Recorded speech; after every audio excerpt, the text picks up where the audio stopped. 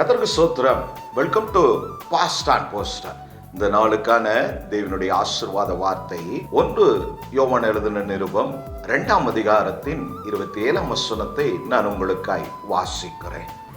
நீங்கள் அவராலே பெற்ற அபிஷேகம் உங்களில் நிலைத்திருக்கிறது, ஒருவரும் உங்களுக்கு போதிக்க வேண்டியதில்லை.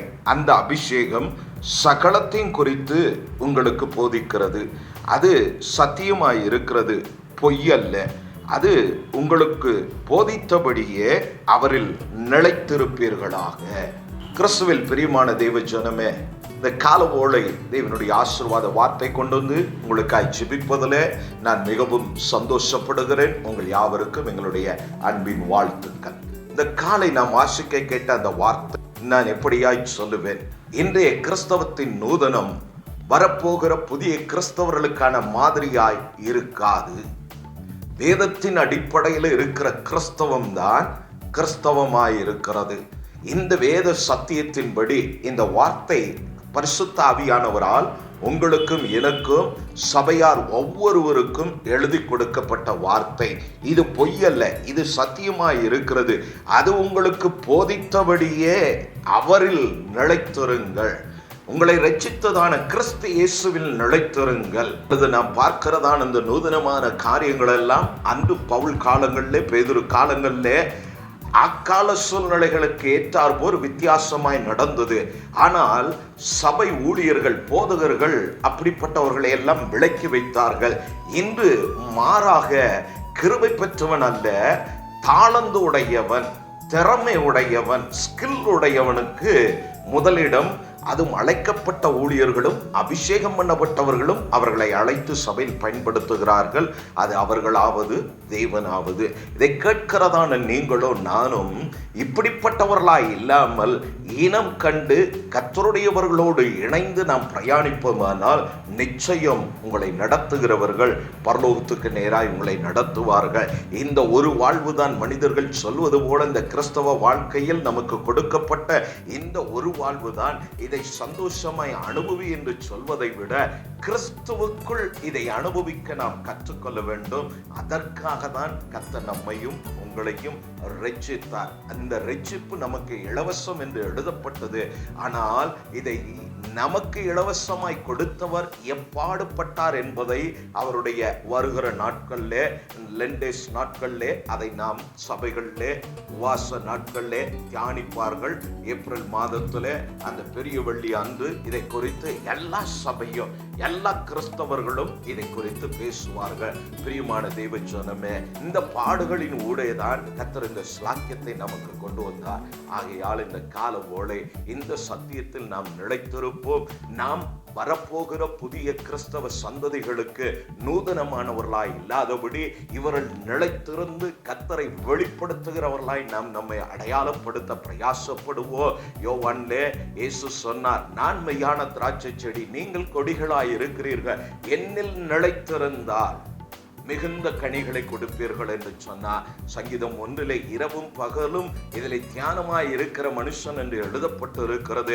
கிறிஸ்துவிலே கிறிஸ்து நமக்கு அருளின இந்த பரிசுத்த வேதாகம வார்த்தையில உங்களுக்கு கொடுக்கப்பட்ட வாக்குத்தத்தங்களிலே நீங்கள் பெற்ற தேவனுடைய வார்த்தைகள், உங்கள் ஊழியர்களால் சபைகளில் போதிக்கப்பட்டதான வார்த்தைகள், உங்கள் போராட்ட நேரங்களிலே உங்கள் ஊழியர்கள் தைரியப்படுத்தி தேவ வார்த்தை சொல்லி உங்களை ஆறுதல் படுத்தினதான அந்த வார்த்தைகளை எல்லாம் நினைத்து அவைகளில் நிலைத்திருங்க. அது ஒன்றே உங்களை ராஜ்யத்துக்கு நேராய் நடத்தக்கூடியதாய் இருக்கிறது. வேதத்தில் ஒவ்வொரு பரிசுத்தவான்களையும் அவர் கண்டுபிடித்தார். தாவீதை குறித்து 89ஆம் சங்கீதத்திலே நாம் வாசிக்க முடியும். என் தாசனாகிய தாவீதை நான் கண்டுபிடித்தேன் என்று சொல்லி, தாவீதை மாத்திரம் அல்ல, அதற்கு முன்பு நோவாவை கண்டுபிடித்தார், ஆபிரகாமை கண்டுபிடித்தார், யாக்கோவை கண்டுபிடித்தார். இப்படி பல பரிசுத்தவான்களை அவர்கள் கண்டெடுத்து அவர்களை தனக்கானவர்களாய் நிறுத்தினார். பல அவருக்கானவர்களாய் நில்லாமல் போன போது அவர்களை அவர் விட்டு விட்டார். திருப்பி ஒருவனை எழுப்பி தன் ஜனத்தை நடத்துகிறார். அதே போலதான் இன்றும் தெய்வம் செய்து கொண்டு இருக்கிறார். ஆகையால் கிறிஸ்துவுக்குள் பிரியமான நாம் தாவீதை போல தெய்வம் உங்களையும் கண்டுபிடித்திருக்கிறார்.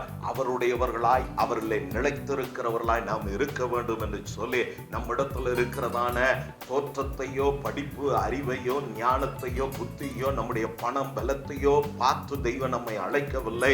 இந்த அழைப்புக்கு நாம் உண்மை உள்ளவர்களாய் இருப்போம் என்று எண்ணி கர்த்தர் நம்மை அழைத்து இந்த ஸ்தானத்துக்கு நம்மை ஏற்படுத்தி இருக்கிறபடினால இந்த ஓட்டத்தில் பொறுமையோடு கூட தைரியமாய் கர்த்தரை நோக்கி ஜெபித்து ஓடுங்க. இந்த நாள் உங்களுக்கு ஆசீர்வாதமான நாளாய் இருக்கும். சந்தர்ப்பம் கிடைக்குதோ கிடைக்கலையோ கர்த்தருடையவர்களாய் உங்களை அடையாளப்படுத்துங்க. இது பொய் அல்ல, இது நிஜம். இந்த சத்தியத்தில் நிலைத்திருக்கும்படி இந்த கால வேளை கர்த்தருடைய ஆவியானவர் உங்களை உற்சாகப்படுத்துகிறார், உங்களோடு கூட பேசுகிறார், உங்களை தைரியப்படுத்துகிறார், உங்களை உணர்த்துகிறார் என்று நான் சொல்லுவேன். கிறிஸ்துவில் பிரியமானவர்களை 89ஆம் சங்கீதத்திலே நம்முடைய புயத்துக்கு வல்லமை இருக்கிறது என்று சொல்லி நாம் ஒரு வார்த்தை வாசிக்க முடியும்.